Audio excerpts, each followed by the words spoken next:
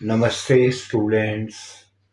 English class 11th poem number 4 Childhood by Marcus नटन ने ये poem लिखी है चाइल्डहुड।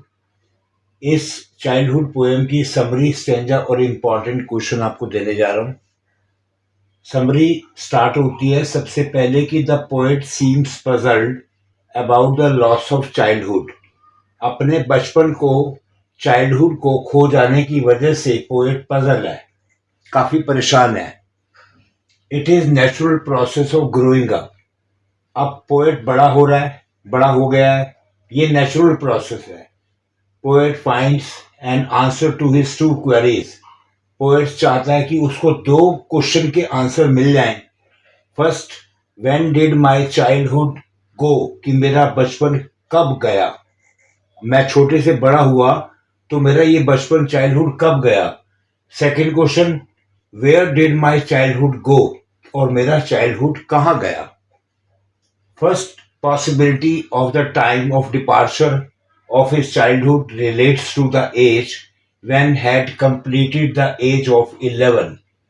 पहली पॉसिबिलिटी यही है कि समय बीता गया, उसका बचपना धीरे धीरे एज उसकी बढ़ती गई। आज उसने 11 साल पूरे कर लिए हैं, तो धीरे धीरे उसका बचपना चाइल्डहुड खत्म होता गया। It was then that he developed a power of understanding. उसके बाद पोएट के अंदर अंडरस्टैंडिंग की पावर, समझदारी की पावर आने लगी, क्योंकि अब वो बड़ा हो गया है, ये बात वो महसूस करने लगा है। Then he became aware that hell and heaven could not be found in geography. अब वो पोएट इतना समझदार हो गया है, इतना अवेयर हो गया है कि उसे ये पता चल गया कि ज्योग्राफी यानी अर्थ पर नर्क और स्वर्ग दोनों ही नहीं है। Since they could not be located anywhere in the world, यूं कह लो कि ये पूरे वर्ल्ड में कहीं भी नहीं है hell and heaven. He concluded that they did not exist. उसने कॉन्क्लूड किया कि ये होते ही नहीं है। सेकेंड पॉसिबिलिटी अब पोएट की रिलेट्स टू द टाइम, ये वो समय है when he realised that the hypocrisy of the adult, कि ये जो बड़े हैं, हमारे पेरेंट्स, हमारे बड़े लोग, ये हाइपोक्रासी यानी हमें ठगते हैं, हमारे साथ फरेब करते हैं। They were not all that they seem to be, जैसा वो दिखते हैं ऐसा वो होते नहीं, ऐसा पोएट सोचता है। They talked of love and gave advice of love, वो प्यार की बातें करते हैं, प्यार की एडवाइस देते हैं, but did not act so affectionately, लेकिन वो अफेक्शनेटली यानी कि प्यार से बात नहीं करते, यानी प्यार बातें तो करते हैं लेकिन शो नहीं करते। थर्ड पॉसिबिलिटी ये है relates to the time when he found that he was the master of his mind. Third possibility poet ये रिलेट करता है कि अब वो वक्त आ गया है कि वो अपने दिमाग का खुद मालिक है, सब कुछ सोच सकता है, बड़ा हो गया है। He could use it which ever way he chose, जो रास्ता वो चाहे अपना सकता है। He could now produce his own thoughts, अपनी सोच खुद प्रोड्यूस कर सकता है। A sense of individuality dawned on him, उसके अंदर निजीपन आ चुका है, अपनी इंडिविजुअलिटी आ चुकी है। He wonders whether he lost his childhood on one of his these days, लेकिन फिर भी वो हैरान है कि इन दिनों में उसका बचपना कब खो गया, उसका बचपन, उसका चाइल्डहुड कब चला गया, अब वो बड़ा हो गया है। इन द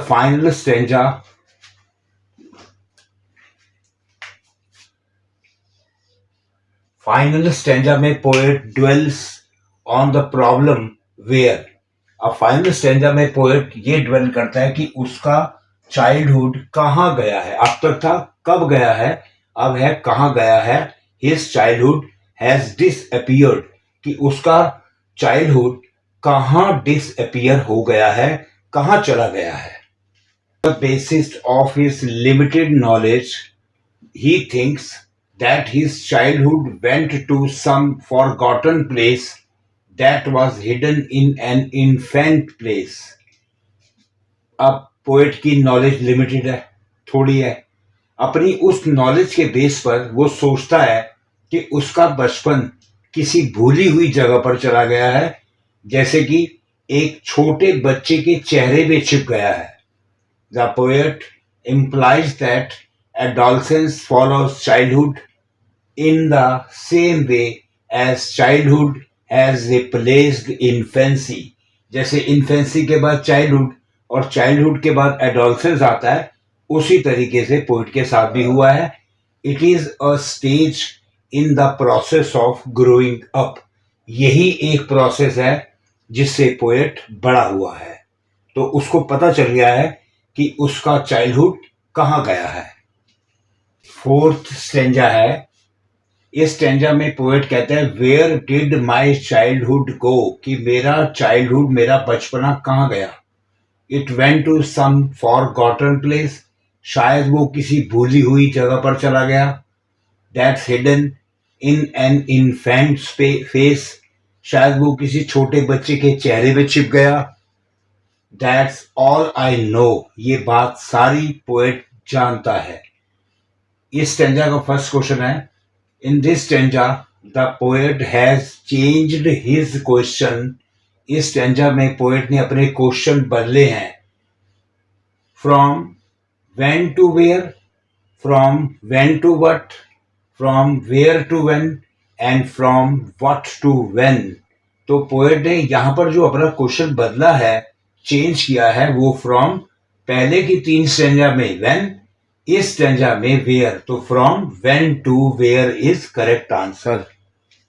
क्वेश्चन स्टेंजा का है, the poet says that his childhood has gone hiding into some dash place. ये ब्लैंक्स है। पोएट कहता है कि उसका बचपना किसी जगह पर जाकर छुप गया है। वो जगह है फॉरगॉटन प्लेस, यानी कोई भूली हुई जगह, कोई भूला हुआ स्थान। फॉरगॉटन आएगा ब्लैंक्स में। थर्ड क्वेश्चन है, what is the poets childhood hidden in. Poet का चाइल्डहुड, पोएट का बचपना कहाँ छुपा है। आंसर है इन्फेंट्स फेस, छोटे बच्चे के चेहरे में। क्वेश्चन फोर्थ है, नेम द पोएट। ऑप्शन है शर्ली टॉल्सन, सेकंड है टेड ह्यूजेस, सी है वॉल्ट विटमैन और डी है मार्कस नेटन। तो मार्कस नेटन इसके पोएट है, ये करेक्ट आंसर है।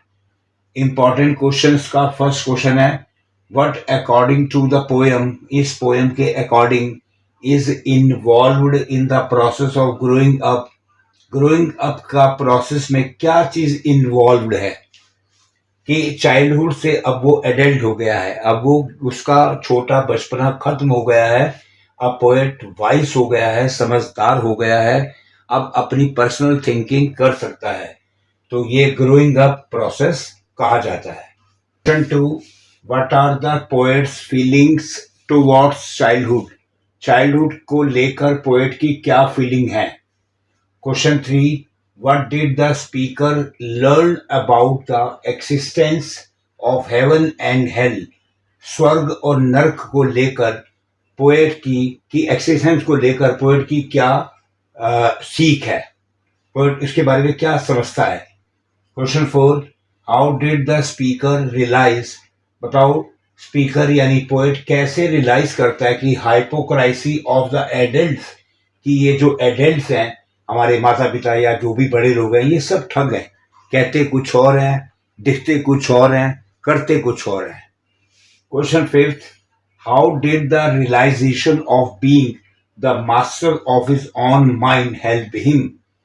जब पोएट को इस बात का रियलाइज होता है कि वो अपने माइंड का खुद मालिक है, मास्टर है, तो ऐसे में पोएट को क्या हेल्प मिलती है।